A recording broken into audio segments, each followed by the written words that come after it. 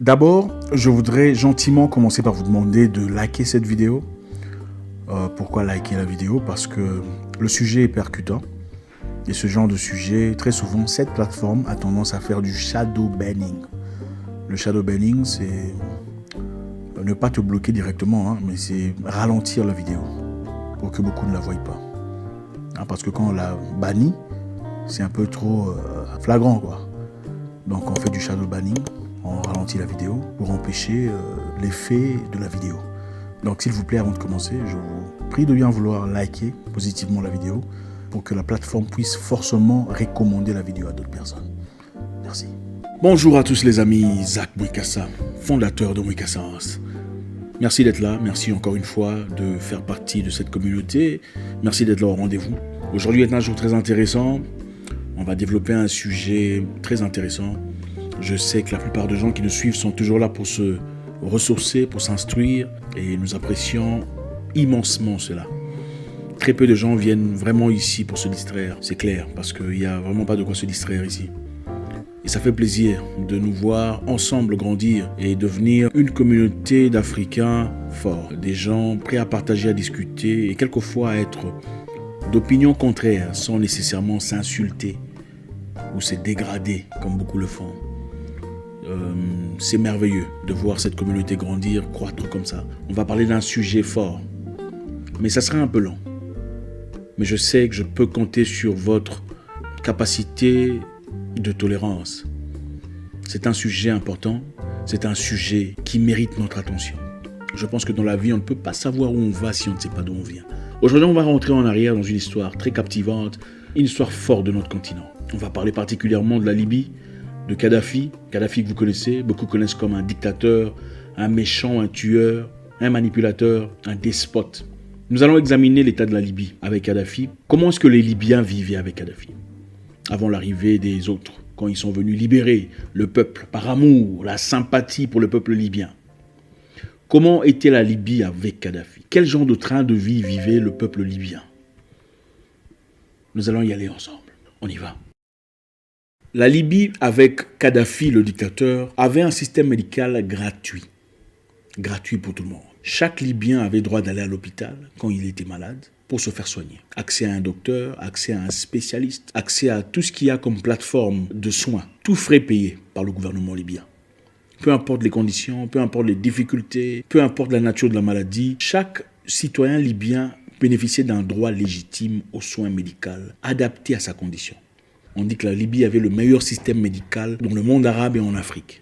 Et à chaque fois qu'un citoyen libyen avait des complications, des difficultés qui nécessitaient d'être traité ou opéré ailleurs, le gouvernement libyen prenait charge de tout ce qu'il fallait financièrement pour ce citoyen-là. Il n'y avait donc pas besoin d'appeler un frère aux États-Unis ou à Hong Kong ou un oncle riche, impoli pour envoyer de l'argent et soutenir vos difficultés, vous aider à vous faire soigner. Contrairement aux États-Unis où quand on est malade, il faut payer très cher à l'hôpital. Il y a des femmes qui accouchent et ont des complications, des difficultés. Et ça peut monter jusqu'à des $100 000 et plus. Ceux qui vivent aux States peuvent vous le confirmer. C'est un système compliqué qui n'a pas pour but de soigner le peuple, mais d'extorquer de l'argent du peuple, contrairement à ce qui s'est passé en Libye. Donc le système médical aux États-Unis, par exemple, est là pour faire de l'argent, pas pour soigner le peuple. Voilà pourquoi on se pose beaucoup de questions sur quand on nous présente certaines histoires prétextant que ça soigne certaines choses. On se pose des questions, est-ce vraiment pour soigner ou pour faire de l'argent? Bref, c'est pour dire que la Libye avait un système adapté pour apporter la paix au peuple libyen sur le plan sanitaire.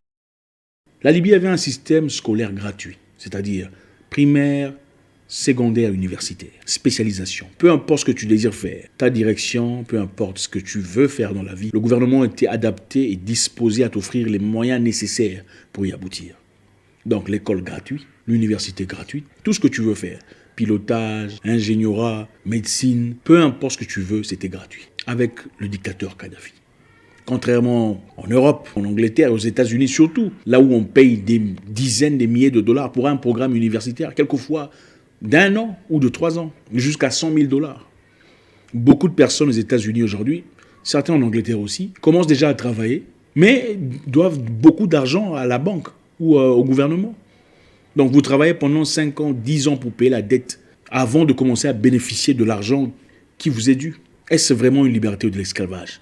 Soyons honnêtes.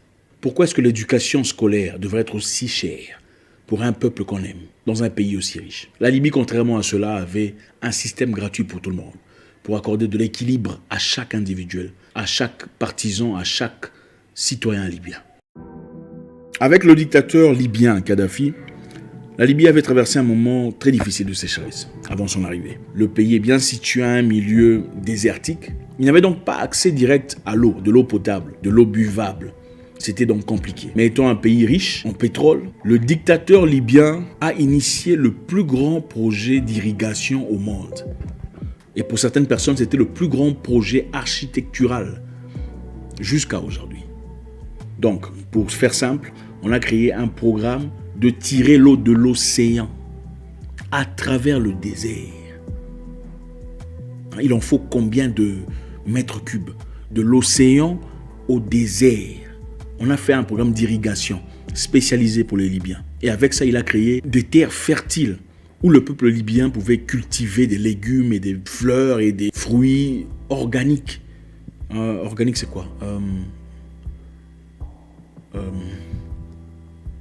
Bio, des produits bio pour la bonne santé. Et pas seulement la bonne santé, mais aussi l'accomplissement personnel de chaque individu. Vous savez, l'être humain a besoin de certains éléments pour être heureux.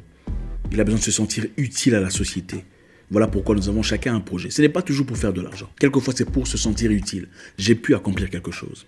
À travers ce programme, ce grand programme d'irrigation, il a permis à ce que les Libyens puissent cultiver des terres qui étaient arides à l'époque, mais maintenant cultivables, avec un programme bio pour la bonne santé. C'était donc fait pas pour faire de l'argent, mais pour créer une population épanouie. Contrairement à ailleurs, où on dit que l'eau n'est pas un droit légitime de l'humain. Il a fallu 40 ans de travail pour conclure ce grand projet d'irrigation. 40 ans de travail dur, acharné, pour permettre à chaque Libyen d'avoir de l'eau potable et chaque fermier de travailler aisément dans des conditions appropriées, seulement pour que les États-Unis viennent et bombardent ce projet avec des bombes faites d'uranium. L'uranium, pour ceux qui savent, c'est l'élément nécessaire pour fabriquer une bombe atomique. C'est ce qui a été fabriqué pour la bombe atomique à Hiroshima et Nagasaki. L'uranium qui a été tiré de la République démocratique du Congo. Pendant la dictature de Kadhafi, entre parenthèses, à chaque Libyen désirant devenir fermier, on donnait une maison gratuite, un terrain gratuit, des animaux gratuits, des semences gratuites. Donc, on donnait tout ce qu'il y a, tout ce qu'il faut pour un fermier de démarrer, de commencer son travail gratuitement. Et on lui accordait un expert pour conseiller, pour le diriger, pour l'aider à voler de ses propres ailes, gratuitement. Et qu'est-ce qu'on demandait en retour? Rien. Qu'il produise simplement de quoi manger à la population. Voilà comment vivait difficilement dans ce régime méchant de Kadhafi. Un régime qu'il fallait essentiellement effacer, éradiquer, changer. Contrairement à ailleurs, en Occident, ou d'ailleurs aujourd'hui, on est en train de pousser les peu des fermiers qui restent, les fermiers indépendants, hors du business. Parce que les grandes entreprises veulent prendre le monopole du marché. Ils veulent toutes les fermes, ils veulent être les seuls à produire de quoi manger, ils veulent être les seuls à posséder des grains de semences, des grains qui seront bientôt, qui sont déjà génétiquement modifiés pour vous donner de quoi manger, tel que eux désirent. Donc on veut garder un certain groupe de personnes, une ou deux grandes entreprises pour s'occuper de la nourriture de tout le monde. Une entreprise qui est gérée aussi par qui développe des grains génétiquement modifiés. Et on s'étonne pourquoi les gens meurent de diabète aujourd'hui, des maladies qui étaient presque inexistantes dans le passé, de cœur, de problèmes de tension, de problèmes d'obésité, de changements de comportement causés par la nutrition. Les Libyens ne vivaient pas dans ces conditions-là. La nourriture libyenne était bio. C'était la spécification. Et on ne demandait pas d'intérêt. Aujourd'hui, on n'a même pas le droit, aux États-Unis, dans beaucoup d'États, si vous plantez vos tomates, on vient vous arrêter. Vous plantez vos tomates dans votre jardin. Bio. Si on découvre, on vient vous arrêter. C'est ça la liberté. Continuons notre histoire avec notre dictateur libyen. En Libye, à l'époque, avec le dictateur libyen, chaque femme libyenne qui donnait naissance à un enfant recevait 5 000 $ venant du gouvernement. Gratos. Félicitations madame, c'est un beau bébé. Voilà 5 000 $. Comme ça. Pourquoi? Comme ça. Parce qu'il y avait assez de richesse pour tout le monde. Assez de pétrole pour prendre soin de tout le monde. En plus de ça, on ne payait pas le taxe. Beaucoup de gens, surtout aux États-Unis, souffrent du taxe. Aux États-Unis, en effet, quand on atteint un certain niveau, on commence à on vous taxe jusqu'à 45% de vos revenus. Beaucoup de gens que vous voyez là, 5 millions de dollars, mais en effet, il a payé 2,5 millions de dollars. Donc, il ne compte même pas, on le paye 5 millions de dollars, 2,5 millions, il part déjà chez machin, pour n'avoir rien fait. Voilà pourquoi vous verrez beaucoup de sportifs qui font des performances aux États-Unis vivent ailleurs. Ils sont enregistrés, en tout cas s'ils ne sont pas américains, ils sont enregistrés ailleurs. Ils préfèrent partir là-bas, faire ce qu'ils ont à faire, être payés ailleurs. Sinon, rester là-bas et avoir 50% de son argent retiré comme ça, au nom de quoi, je ne sais pas. En Libye, ils n'étaient pas sujets à cette forme d'esclavage non justifiée. Voilà ce qu'était la vie avec le dictateur libyen. Le dictateur libyen, dictateur entre parenthèses, considérait que le droit de housing right, droit à un domicile était un droit fondamental de l'humain. Donc chaque Libyen avait le droit d'avoir une maison digne. Il n'y avait donc pas des mendiants en Libye. Chaque Libyen avait droit d'avoir une maison. Aux États-Unis aujourd'hui, à New York seulement, il y a plus de 200 000 mendiants SDF à New York. À New York seulement. Ils dorment dans les, comment vous appelez ça, les passages les sous-sols, à New York, 200 000. En Libye, on n'avait pas. Mais on avait besoin de partir en Libye pour libérer les Libyens. D'abord, je voudrais que vous compreniez, si vous ne le savez pas déjà, en tout cas, je sais qu'il y a certains qui ne le savent pas, que votre banque, chez vous, dans votre pays, ne vous appartient pas. La banque centrale chez vous, dans votre pays, même s'il y a des francs CFA ou des francs, je ne sais pas quoi, ça ne vous appartient pas. Ça appartient à des individus, des riches, quelque part, qui dirigent votre pays. Ce n'est pas votre président qui dirige votre pays. Parce que la direction, c'est l'argent. Et votre argent, sans leur accord, ne vaut rien. C'est ça la banque centrale. Les petites banques que vous voyez sont des banques commerciales, qui n'ont absolument rien à voir avec le pouvoir de l'argent. Bref, la Libye était le seul pays au monde, je crois parmi les seuls pays au monde, à avoir 100% de droits de leur banque. Donc la banque était nationalisée. La banque appartenait à la Libye. C'est-à-dire, chaque Libyen désirant un prêt, de l'argent pour faire quelque chose, on lui accordait ce prêt pour 0% d'intérêt. Aujourd'hui, quand vous allez en banque, déjà si on vous accepte, on vous prête de l'argent pour faire quoi que ce soit, il faut payer pas seulement l'argent, mais aussi les intérêts. Et ça devient compliqué, ça peut devenir compliqué. En Libye, par contre, si on a besoin de 100 000 $, on vous donne les 100 000 $, et quand il faut rembourser, vous remboursez les 100 000 $ seulement. Et voilà comment les peuples libyens souffraient.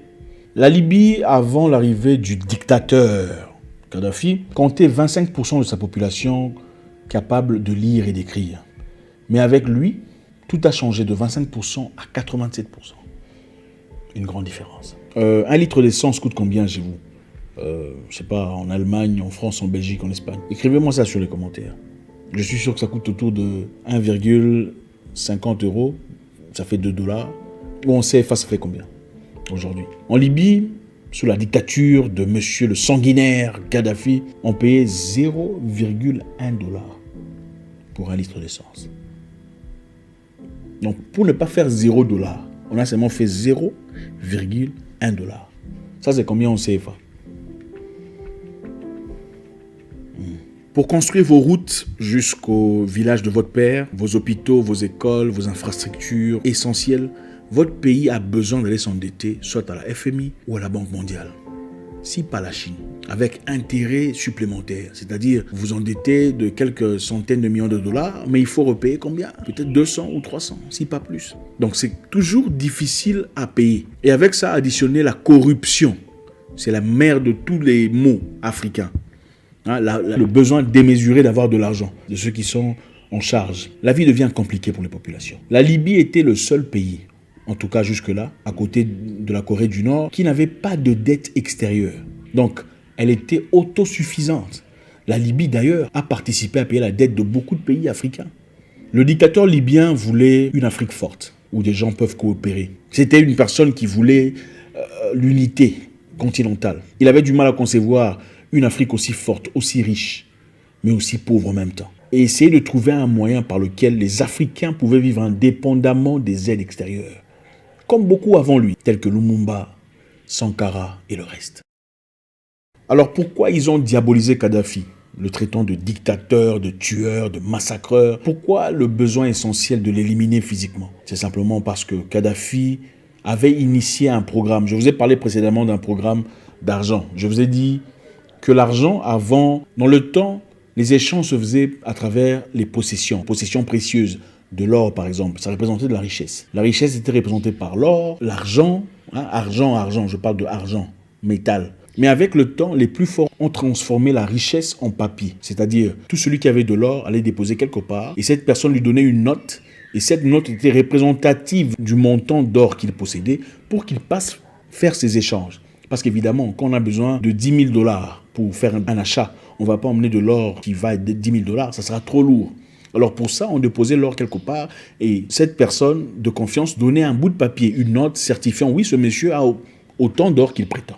Donc, vous pouvez faire vos transactions. Mais, progressivement, les États-Unis ont éliminé ce principe de couvrir de l'argent avec l'or. Parce que chaque pays, il y a plusieurs années, avait autant d'argent en circulation que de l'or qu'ils ont en possession.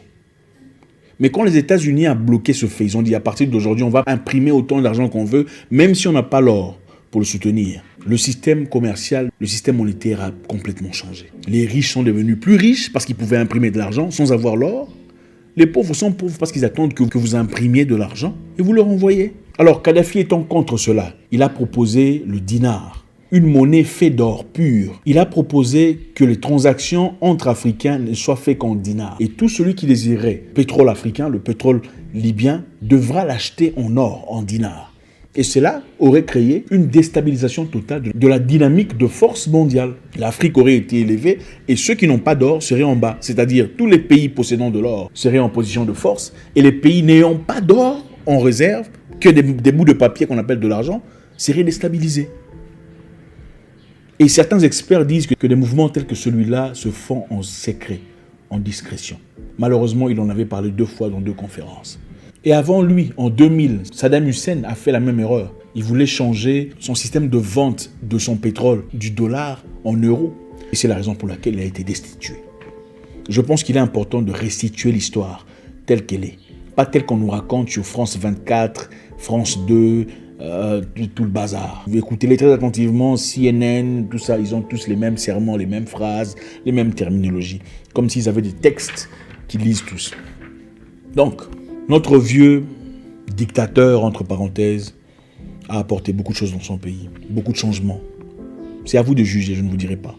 L'éducation gratuite, l'école gratuite, la santé, le programme d'irrigation, il a présenté de l'eau gratuite venant de l'océan. Personne n'a fait cela gratuitement. Le monde occident est basé sur l'argent, les intérêts. Même l'esclavage était basé sur le capitalisme. Il était une question d'utiliser des pauvres noirs pour faire un travail, pour produire du sucre, du coton, pour que certaines personnes s'enrichissent.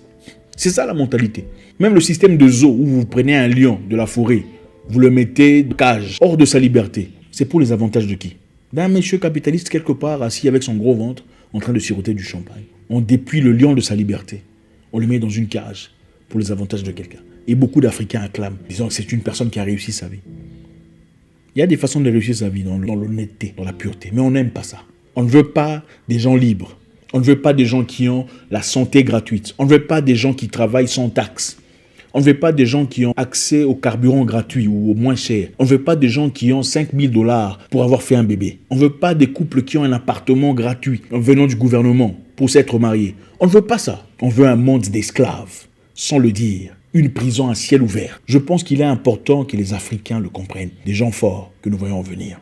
En tout cas, faites un commentaire, dites quelque chose. On a besoin de changement. Mais il faut comprendre l'histoire. On ne peut pas savoir où on va si on ne sait pas d'où on vient. Quelqu'un d'intelligent disait, si tu veux savoir ce que quelqu'un va faire, il faut regarder ce qu'il a déjà fait dans le passé. Moi, je suis de ceux qui pensent que l'homme ne change pas.